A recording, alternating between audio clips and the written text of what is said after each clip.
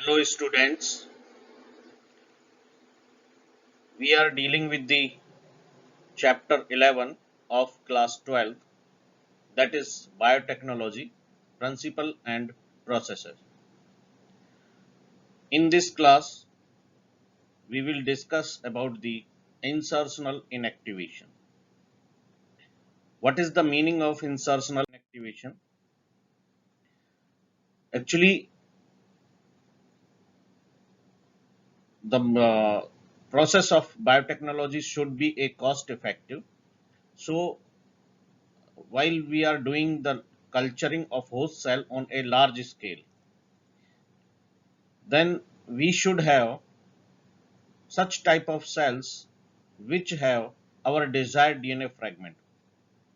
If this culture contains those type of cells also which do not have our desired DNA, then it will increase the cost and it will be a wasteful process. So we should have to remove those cells which do not have our desired DNA.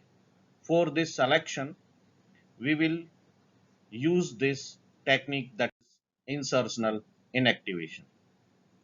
यहाँ हम ये कोई bacterial cell है, vector के साथ हमने foreign gene add करेंगे, recombinant DNA बनेगा, हम किसी बैक्टीरिया में भेज देंगे, ट्रांसफॉर्म करवा देंगे.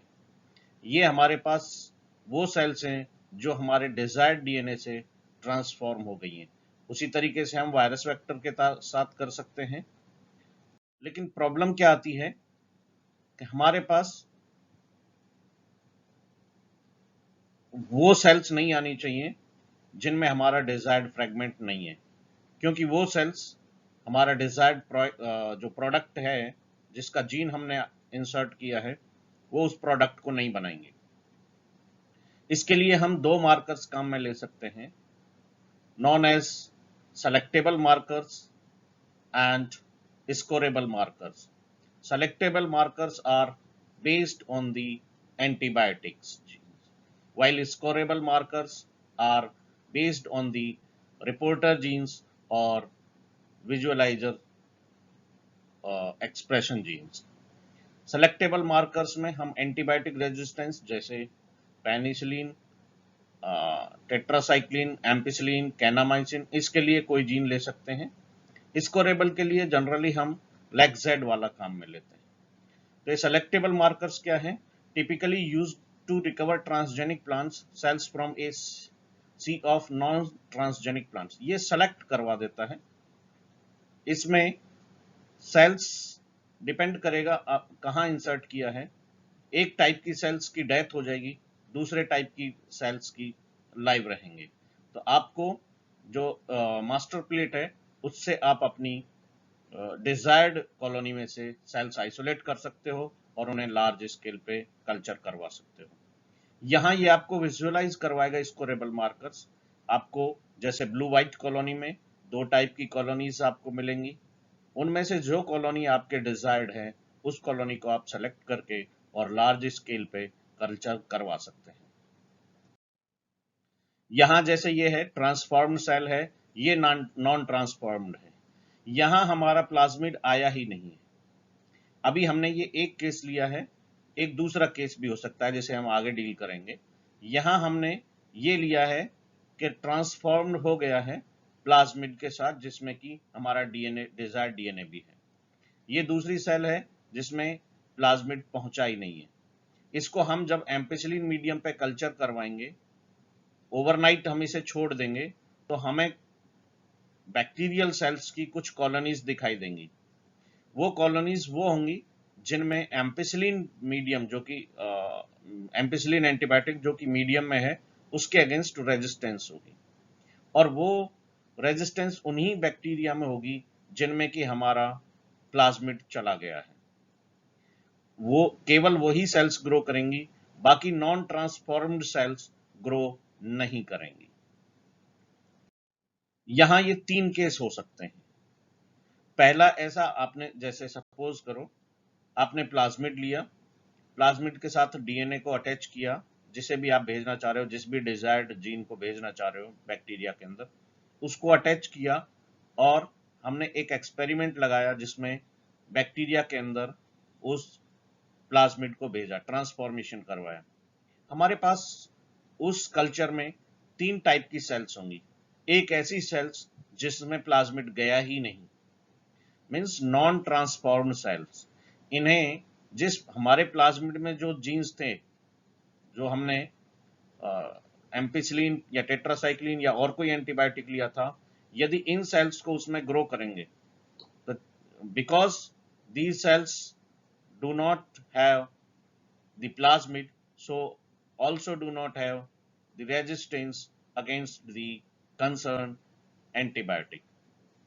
दूसरा केस ये हो सकता है जिसमें कि प्लाज्मिड तो गया लेकिन हमारे डीएनए को लेके नहीं गया, ओनली प्लाज्मिड से ने उसको बैक्टीरिया को ट्रांसफॉर्म किया है। कहने का मतलब है इसके अंदर प्लाज्मिड गया लेकिन हमारा डिजायर्ड डीएनए प्लाज्मिड के साथ अटैच होकर नहीं गया। ऑब्वियसली ये भी हमारे काम की नहीं है। हमारे काम की ये थर्ड टाइप की सेल्स हैं जिनमें कि प्लाज्मिड गया और हमारे डिजायर्ड डीएनए को लेके गया। आगे जब हमें लार्ज स्केल पे कल्चर करना होगा तो हमें केवल ये थर्ड टाइप की सेल्स चाहिए, क्योंकि ये भी हमारा प्रोडक्ट नहीं बनाएगी, although it is having the plasmid but do not produce the production of our desired DNA fragment. जो डिजायर्ड डीएनए जो हमने भेजा है उससे जो प्रोटीन कोड होगा या बनेगा एक्सप्रेस करने के बाद, वो यहाँ नहीं बनेगा। इसमें गया ही नहीं है, प्लाज्मिड ही नहीं गया, तो इसमें तो कोई सवाल ही नहीं है बनने का। तो हमें ये सेल्स सेलेक्ट करनी है, इसके लिए हम इस टेक्निक को काम में लेते हैं और इन दो बाकी सेल्स को हमें उस कल्चर मीडियम से एलिमिनेट करना है। यहां ये हमने एक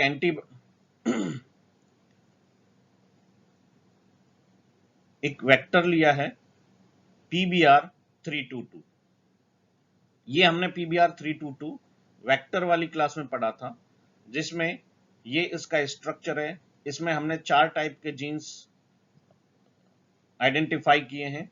एक ORI जो कि इसके रेप्लिकेशन के लिए जरूरी है, एक ऐसा सीक्वेंस है जहां से रेप्लिकेशन स्टार्ट होता है।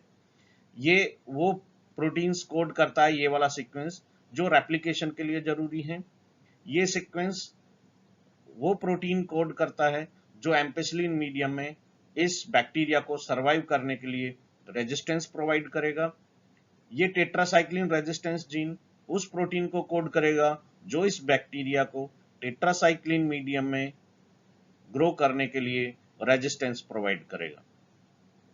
ये हमने देख रखी थी, कुछ क्लोनिंग साइट्स हैं।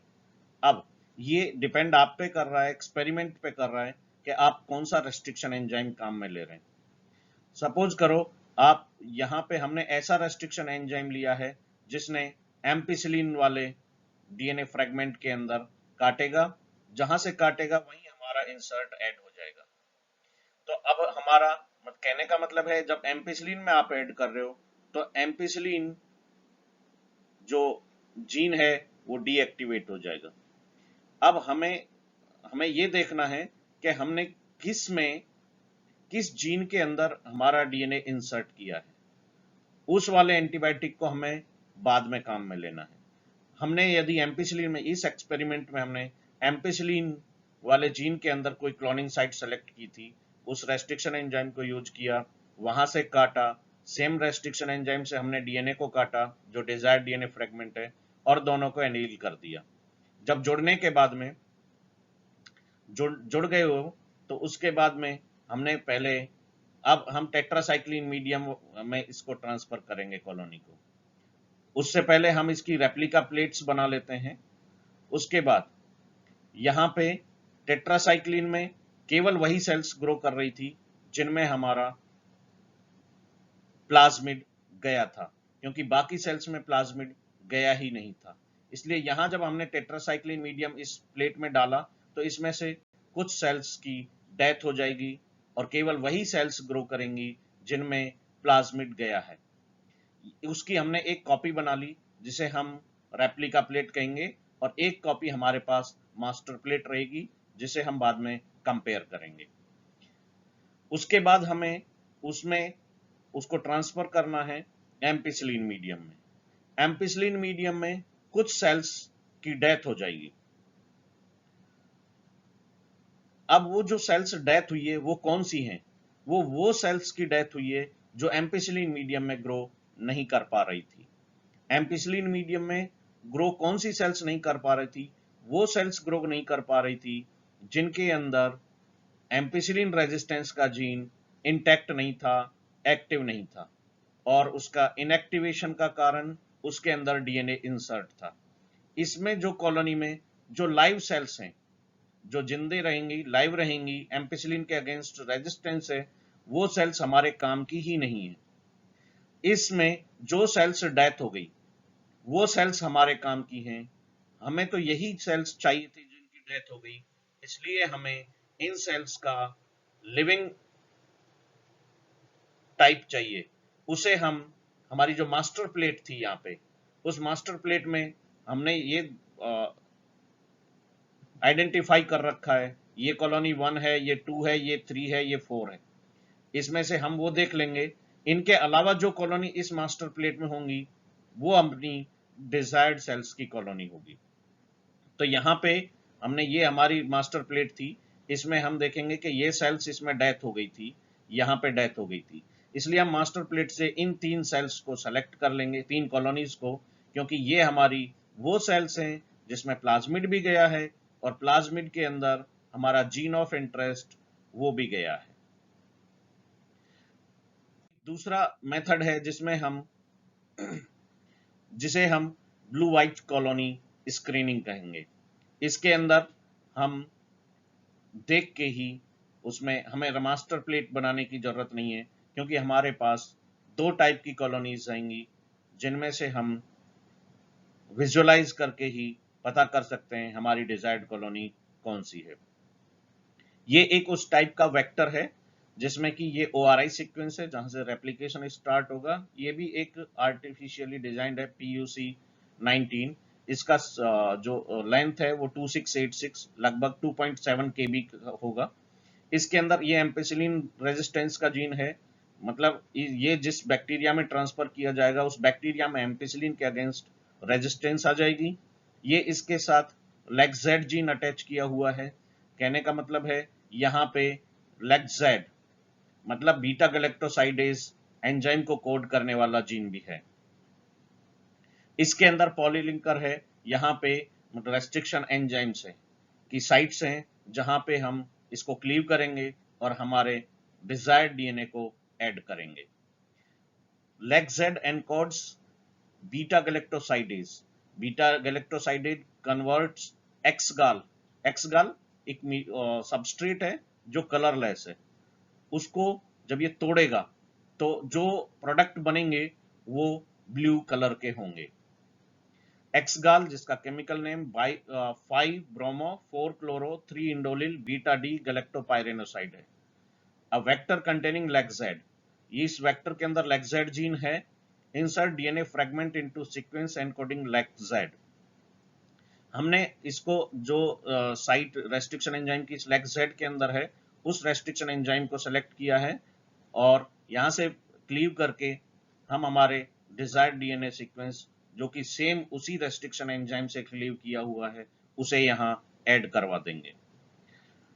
Insert DNA fragment into sequence encoding lacZ insertional inactivation. यहां इस लेगजेड का इनएक्टिवेशन हो जाएगा, मतलब बीटा गैलेक्टोसाइडेज नहीं बनाएगा जिनमें की इंसर्ट हो चुका है। Beta galactoside no longer produced, X gal not converted, screen for recombinant. हमारे पास 3 टाइप की सेल्स आएंगी, वही जो पिछले एक्सपेरिमेंट में थी।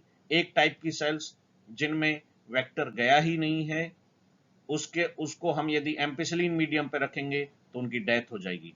दूसरे टाइप की सेल्स जिनमें केवल वेक्टर गया है, हमारा इंसर्ट नहीं गया है। तीसरे टाइप की सेल्स जिनमें वेक्टर गया है along with our desired DNA fragment. पहले टाइप की सेल्स जिनमें प्लाज्मिड गया ही नहीं है वो एम्पिसिलिन मीडियम में डालते ही एलिमिनेट हो जाएंगी। उसके बाद हमारे पास 2 टाइप की सेल्स बनेंगी, उनमें से जो व्हाइट कॉलोनी होगी व्हाइट कॉलोनी क्यों होगी? क्योंकि लेक्स-जेड के अंदर हमारा जीन ऑफ इंटरेस्ट ऐड करने की वजह से बीटा गैलेक्टोसाइडेज नहीं बनेगा। बीटा गैलेक्टोसाइडेज वहां जो मीडियम में एक्स गाल है, जो कलरलेस है, उसको कलर्ड में ब्रेक नहीं कर पाएगा, कलर्ड प्रोडक्ट में, तो वो वाइट रह जाएगी। लेकिन यदि ये हेल्दी है, और ये एक्टिव हेल्दी तभी रहेगा जब लेक्स-जेड के अंदर कोई इंसर्ट नहीं पहुंचा है, तो ये एक्टिव रहेगा, बीटा गैलेक्टोसाइडेज बनाएगा, एक्स गाल को ब्रेक करेगा सबस्ट्रेट को, और ऐसे प्रोडक्ट बनाएगा जिनका ब्लू कलर होगा। तो हमारा जो इंटरेस्ट है, वो इंटरेस्टेड कॉलोनी जो हमारा डिजायर्ड प्रोडक्ट बनाएगी, वो ये वाली कॉलोनी है, जो व्हाइट वाली कॉलोनी है। उसके बाद यहाँ पे ये एक वही दिखाया है जिसमें कि लेक्स-जेड है, यहाँ फंक्शनल बीटा गैलेक्टोसाइडेज है, तो फंक्शनल बीटा गैलेक्टोसाइडेज की वजह से एक्स गाल पे रिएक्शन होगी।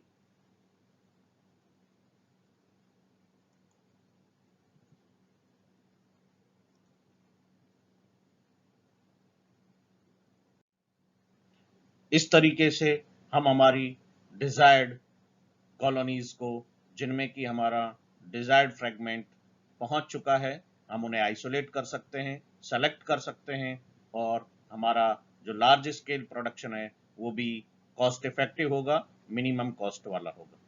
Thank you.